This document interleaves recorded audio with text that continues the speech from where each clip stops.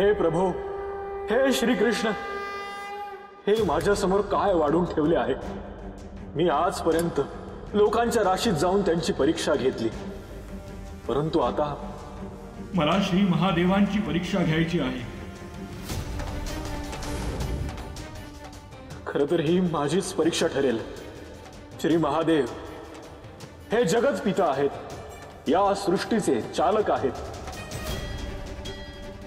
ज्यांना सुरुवातही नाही अंतही नाही, अशा असीम अनंत श्री महादेवांची मी काय परीक्षा घेणार? हे श्री कृष्ण, महादेव माझे गुरु आहेत, ज्यांनी मला हे कार्य करण्याचे अधिकार दिले, त्यांची परीक्षा कशी घेऊ? तुम्हीच मार्ग दाखवा। हे काय ऐकतोय मी? नारायण नारायण, म्हणजे आता शिष्य गुरूंची परीक्षा घ्यायला लागले। आतापर्यंत असं कधी झाले नव्हते हो। काय करावे आता? नारायण नारायण।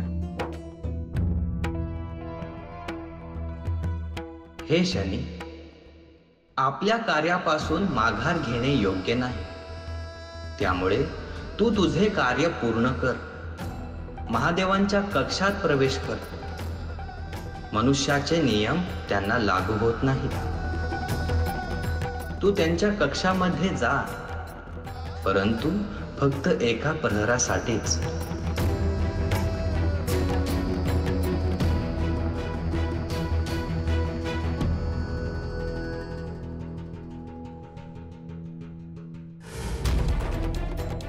नारायण नारायण, आता जे काही मी ऐकले ते खरंच आहे का?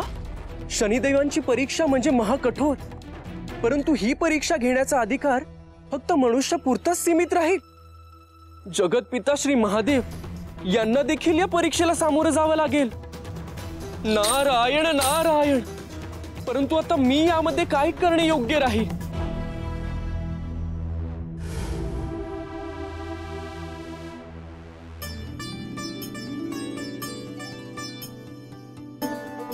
माझे आराध्य महादेव आणि पार्वती माता अजून कसे आले नाही? केव्हापासून मी त्यांची वाट पाहतोय।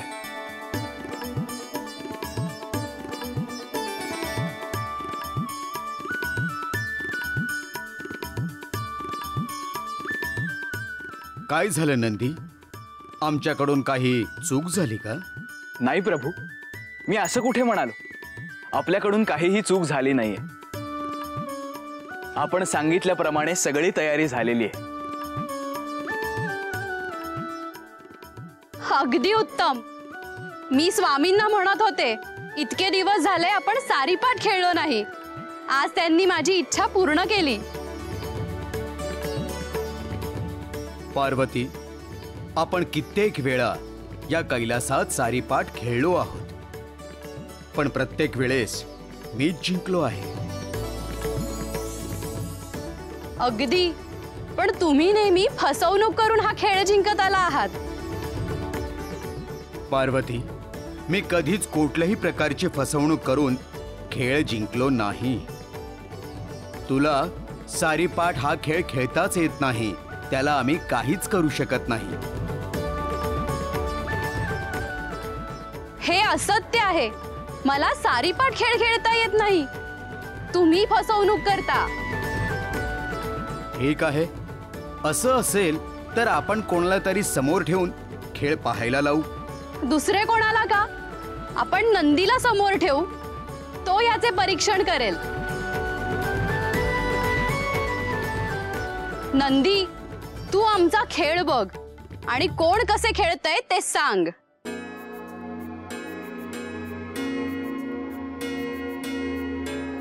नंदी, तू ठरव कोणाला किती अंक मिळत आहे आणि कोण जिंकत आहे। हे खूप मोठे धर्मसंकट आले आहे। मला यात कुणा एकाची बाजू घेणे क्रमप्राप्त आहे, परंतु मी असे केले तर या दोघांमधील एक जण माझ्यावर नाराज होईल।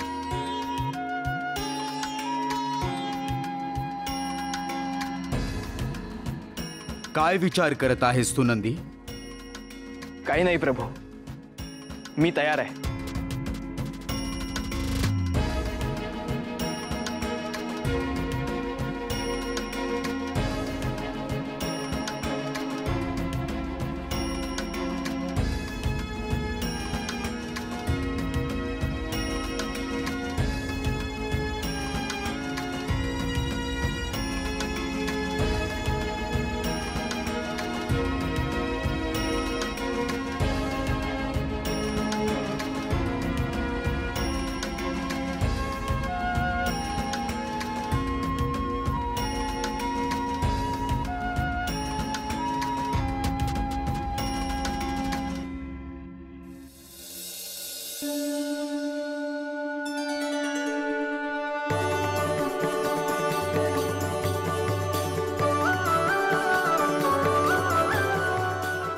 स्वामी, आपण शनिदेव यांच्यासाठी एक कन्या शोधली आहे.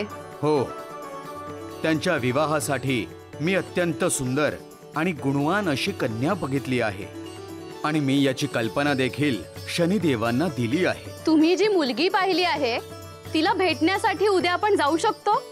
ठीक आहे, पण आपण आपल्या मूळ रूपात जाणं योग्य नाही. आपण वेषांतर करून जाऊ. असे का? आपण थेट जाऊन तिला हे सांगणे योग्य नाही. अगोदर तिला काही संकेत देऊन तिच्या मनात शनिदेव यांचं स्थान निर्माण करू. स्वामी, तुमचा निर्णय अगदी योग्य आहे.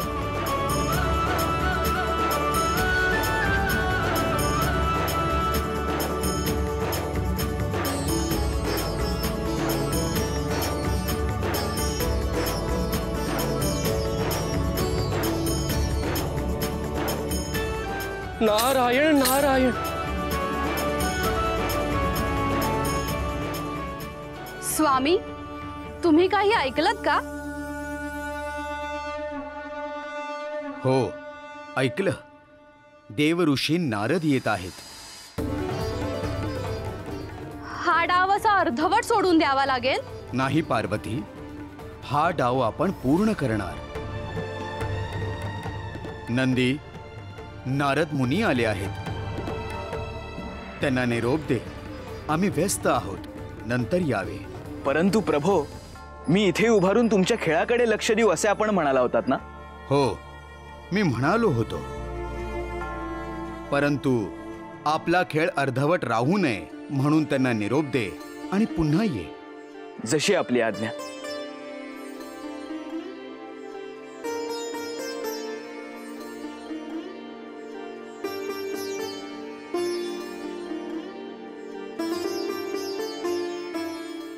नारायण नारायण. आता जी काही घटना घडून गेली आहे ते लवकरात लवकर जाऊन महादेवांना सांगितली पाहिजे. एकदा काही घटना त्यांच्या कानावर पडली की ते सर्व काही नीट करतील. त्यामुळे लवकरात लवकर जाऊन त्यांना सांगणे गरजेचे आहे. नारायण नारायण. मुनिवर्य. हा, प्रणाम प्रणाम. अहो मुनिवर्य, थांबा. अहो, इतक्या घाईघाईत कुठे निघालात? असले वायफळ प्रश्न विचारत जाऊ नकोस बरं. कैलासावरती काय येईन मी? महादेवांची भेट घ्यायची आहे म्हणून आलो आहे. पण तुम्हाला त्यांना असं भेटता येणार नाही. असे भेटता येणार नाही म्हणजे? मी इतक्या घाईघाईने इथे आलो आहे म्हणजे काहीतरी महत्त्वाचे कार्य असेल ना माझ्या महादेवांकडे. मला मान्य आहे मुनिवर, परंतु महादेवांचा आदेश आहे की त्यांच्या कार्यात कुणीही व्यत्यय आणू नये. नारायण नारायण. स्वतः महादेवांचा आदेश आहे म्हटल्यानंतर मला तो मोडता येणार नाही. परंतु आता जी काही घटना घडली आहे ती त्यांना सांगणे गरजेचे आहे. काय झालं मुनिवर? काही नाही काही नाही. तू माझा मार्ग मोकळा कर बरं. मुनिवर, जोपर्यंत महादेवांचा आदेश येत नाही तोपर्यंत मी तुम्हाला त्यांना भेटू देणार नाही. त्यांच्या आदेशाची अशी अवहेलना मी होऊ देणार नाही. त्यासाठी तुम्ही मला शाप दिला तरी तो मी आनंदाने स्वीकारेन. मी तुमच्या समोर हात जोडतो, पण महादेवांना भेटण्याचा आग्रह धरू नका. अरे, माझे कार्य देखील तितकेच महत्त्वाचे आहे म्हणून तर आग्रह धरत आहे ना. काय कार्य होते? अरे ते शनिदेवांनी महादेवांची परीक्षा घ्यायला सुरुवात तर केली नसेल ना? हे दुसऱ्या कोणालाही कळता कामा नये. ते थेट महादेवांना सांगायला हवे. बोला मुनिवर, अचानक शांत का झाला? काय झाले? काही नाही. जे काही सांगायचं आहे ते मी महादेवांनाच सांगेन.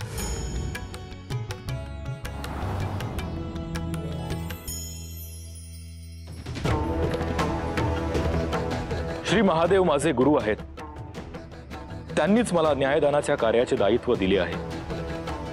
ते सर्व ज्ञानी आहेत, त्यांना ठाऊक असणारच, परंतु एक शिष्य म्हणून त्यांना हे सांगणे माझे दायित्व आहे. शनी,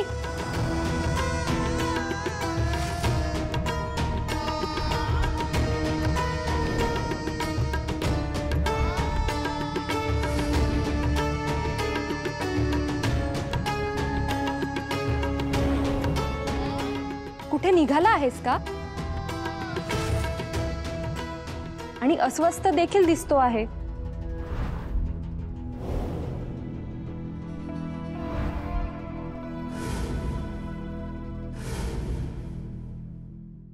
होय माते, एक महत्वाचे कार्य आहे म्हणून निघालो आहे. तू तुझ्या कार्याला जा, मी तुला अडवणार नाही. परंतु तुझे पिता सूर्यदेव यांना तुझ्याशी काही बोलायचे आहे.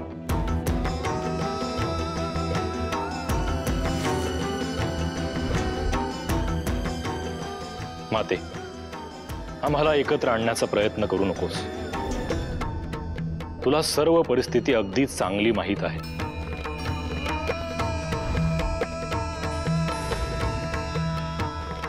माझे आणि त्यांचे कोणत्याही गोष्टीवर एकमत होत नाही.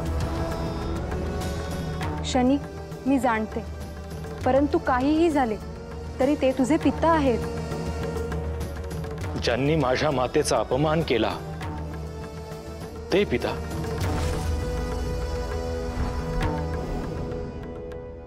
त्या गोष्टी घडून आता खूप काळ उलटून गेला आहे शनी. आणि आता ते जर तुझ्याशी स्वतःहून बोलण्याचा प्रयत्न करत असतील तर तू का नकार देत आहेस? आणि तुझा हा नकार मलाही आवडणार नाही.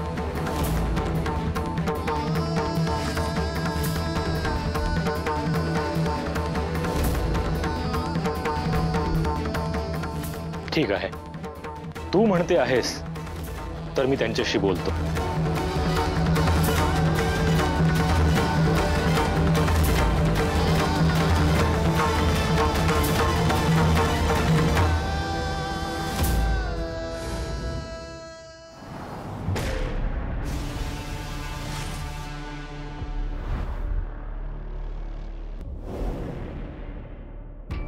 मातेने सांगितले की तुम्हाला माझ्याशी काही बोलायचे आहे. होय, तू जे कार्य करतो आहेस आणि ज्या पद्धतीने करतो आहेस त्यावर मला बोलायचे आहे.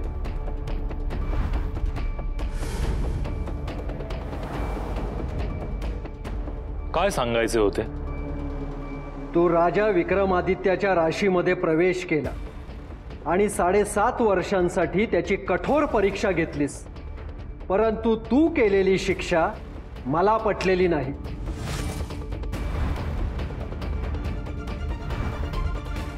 विक्रमाला त्याच्या दुष्कर्माबद्दल शिक्षा मिळाली होती. प्रत्येकाच्या कर्मानुसार त्याला त्याचे फळ मिळते आणि मी हेच न्यायदानाचे कार्य करतो. राजा विक्रम हा 32 अलौकिक गुणांचा धनी होता, म्हणून तो ही शिक्षा सहन करू शकला. परंतु एका सामान्य माणसाला ही शिक्षा सहन होणार नाही.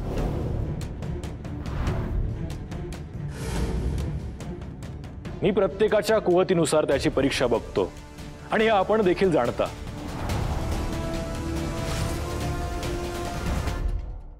तू एखाद्या मनुष्याच्या आयुष्यामध्ये प्रवेश करून परीक्षा घेतो ते ठीक आहे, कोणत्याही देवांची परीक्षा घ्यायची नाही. असे होणे शक्य नाही, कारण माझे अस्तित्व आहे हे त्यांना सिद्ध करून द्यावे लागते. हा माझ्या कार्याचा भाग आहे आणि हे सर्व श्री महादेवांसमोर निश्चित झाले आहे. त्यामुळे यात फेरबदल होणे शक्य नाही. तुला जे करायचे आहे तेच तू करणार, पण मी जे सांगतो आहे ते ध्यानात ठेव, इतकंच मी सांगू शकतो.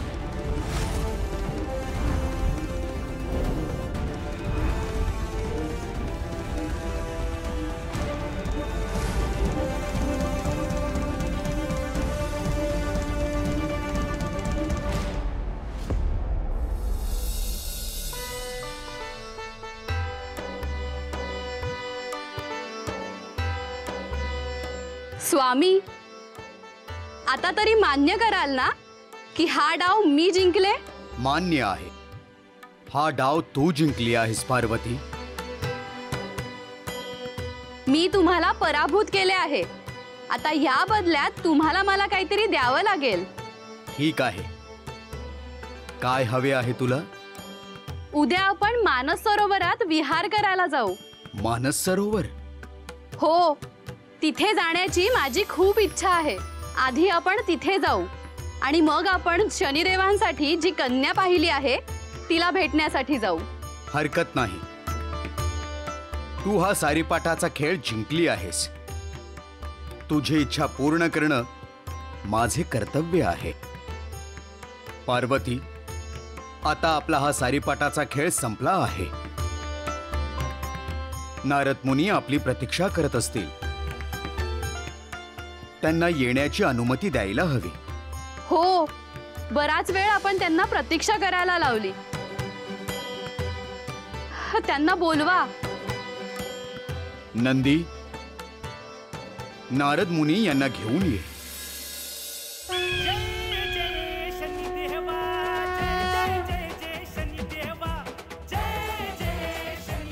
मला काही करून लवकरात लवकर कैलासात जावं लागेल. प्रणाम महादेव. प्रणाम माते. शुभम भवतु.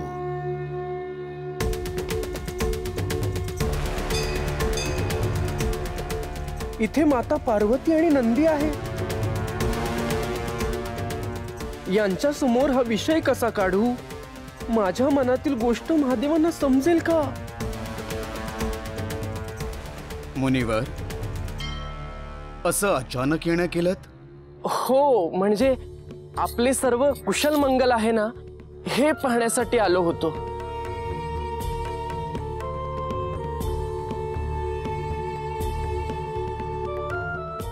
आमची विचारपूस करण्यासाठी आपण इथे आलात? नाही, म्हणजे हो हो. आपले येण्याचे काही विशेष प्रयोजन आहे का? नाही नाही, आपली आठवण आली म्हणून आलो.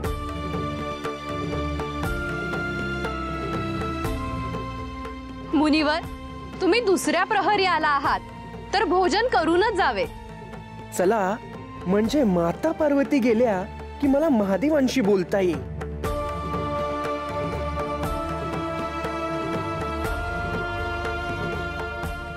माते, साक्षात अन्नपूर्ण देवीच्या हातून भोजन मिळणार आहे. नाही म्हणणे अपशकुनी ठरेल. ठीक आहे, मी भोजनाची व्यवस्था बघते. नंदी, तू माझ्या बरोबर ये.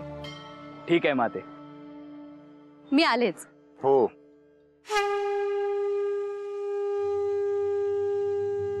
प्रभू, मला असे वाटते की जे व्हायला नको ते होत आहे आणि जे होणे अपेक्षित आहे ते का होत नाही. मुनिवर, तुम्ही असे कोड्यात का बोलत आहात? मी कोड्यात बोलत नाहीये महादेव. आपण समजून घ्या. आपण या सृष्टीचे तारणहार आहात. मग आपणास हे कसे कळत नाही? मुनिवर, तुम्ही जे काही आहे ते स्पष्टपणे सांगा. स्पष्ट कसे सांगू?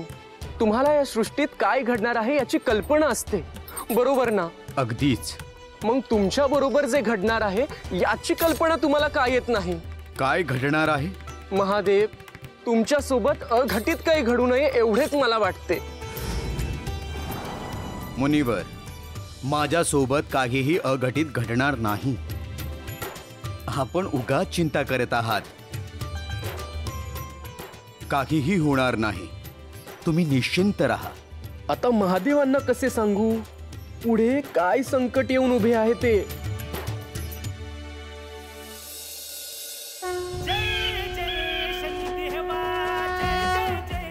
मला माझे कार्य करणे कर्मप्राप्त आहे. काही क्षणात मी कैलासात पोहोचेल.